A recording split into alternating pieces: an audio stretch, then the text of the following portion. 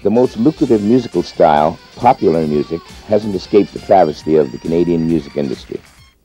Here's a story about a Montreal-based band who won the most competitive rock competition in the United States. They returned to Canada and are now asking themselves why. This is Tchukon, Montreal's top rock band. They're fine-tuning their act for a concert at the Spectrum in Montreal. It's their first major live appearance since they won the CBC's Rock Wars competitions 2 years ago. I sing better days. I've known better times. Trying to find a reason.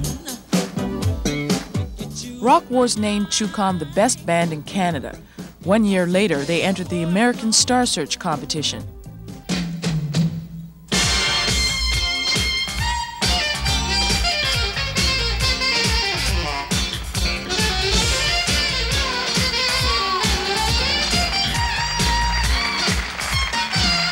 Tchukon.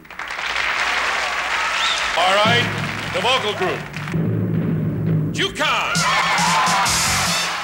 The group walked away with $100,000 US and contract offers from most of the major American recording companies.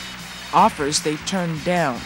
Tchukon wants to make it in Canada, but making it here isn't as easy. Their manager found out the hard way. You find out that the prejudice is more hidden here. People say, oh, black people don't have problems here. So, but they do. Bass player Harold Fisher has felt it.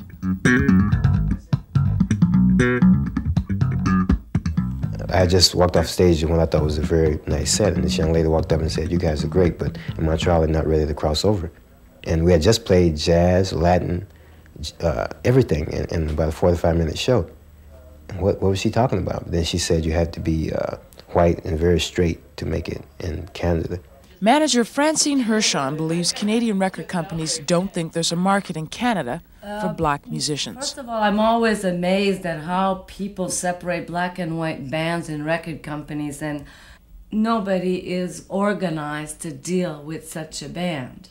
So even though Aquarius signed the band, we're having to find new approaches and different methods. And I mean, you don't work on this band the same way as you would work on Corey Hart or April Wine, you know? So far, the only Canadian record company to show any interest is Aquarius Records. Even they have their reservations. Donald Tarleton of Donald K. Donald Productions explains why. This country seems to feel that a black act isn't a Canadian act, and it's a real crisis identity that exists in this country. And I think that Tchukon's going to just break once and for all that mold that says everything has to be stereotyped in this country. Do you really believe it's the country that has still a long way to go as far as accepting these bands, or is it the companies that aren't really giving the bands the chance to show what they can do? Well, I think we're in an economic reality business, and the economic realities have to dictate the marketplace, and it's not for the companies to break the stereotype and the molds. We're doing it, or trying to do it, because we believe in these people as a business proposition. But other black artists haven't even had that support. They've left or struggled on their own. Geraldine Hunt is a friend of ours who's been singing in this country for a long time. I remember when she was looking for a record contract, she had to start her own label and ended up selling millions of records. Hunt made it. People bought her records. She proved the companies wrong, and Tchukon is determined to do the same.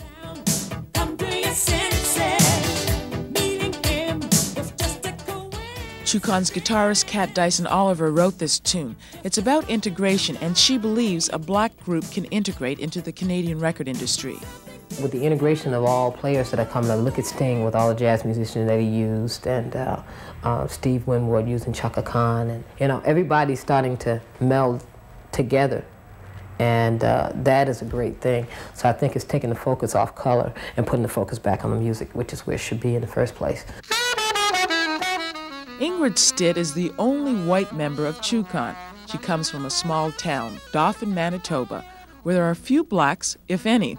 But the people of Dauphin love Tchukon. They've never questioned Ingrid's association with the band. I think the people of my hometown are very proud of me, very proud of the band. And they just hope for the best for us. They're rooting for the band 100%. And nobody has put forward that question to me at all. I feel quite excited about playing with musicians, you know, who have a bit of a different background than I do, because the music that I learned in Dauphin was mostly classical, with some country thrown in and ethnic music. What kind of ethnic? What kind of ethnic music? Ukrainian! Ukrainian, I would have to say, is the most predominant. Polkas and the like, you know, Sil. Every member of the band feels the same way. I think what we have to offer can very easily fit into that. What is pop music? Popular music. How does pop music become popular? It goes out on the market, people buy it, boom, it's pop.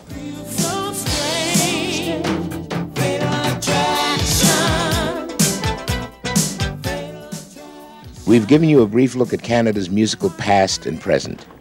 What's in store for Canada's musical future? Will Canadian musicians give up the dream of making it in their own country?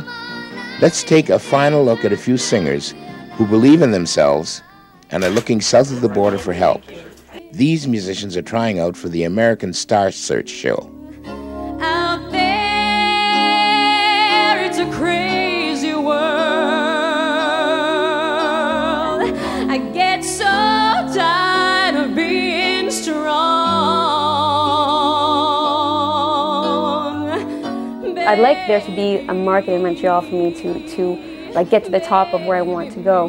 But I haven't seen anybody really do it. Everybody I see, Nancy Martinez, Luba, struggling and having to go out, having to go to either the States or Toronto or wherever, even more of the States than Toronto. You know? Hey, Freddie. How you doing? Not too bad. Long time no see. Okay, I got it. Sweet Savannah, sweet, sweet Savannah, baby. I'm never going to get that point. So I might as well just sing these cover tunes, sing somebody else's songs, and forget about writing my own songs, forget about trying to, you know, fulfill the dream that I've had from the time I started. American talent agents are coming to Canada to use the potential we are ignoring. This is what an NBC television producer thinks of Canadians. For whatever reason, there seems to be a major inferiority complex on the part of Canadians as compared to the U.S. They think that even if they're successful here, that's not bona fide unless they're recognized and able to achieve the same kind of fame in the United States. I'd like there to be somewhere to go and do your own thing in Montreal. I hate to say that because there's a lot of good stuff going on here, and I feel that it's just a beginning. I think there's a lot of potential in Montreal and in Canada to get something really going where you can have dreams to become a Canadian star.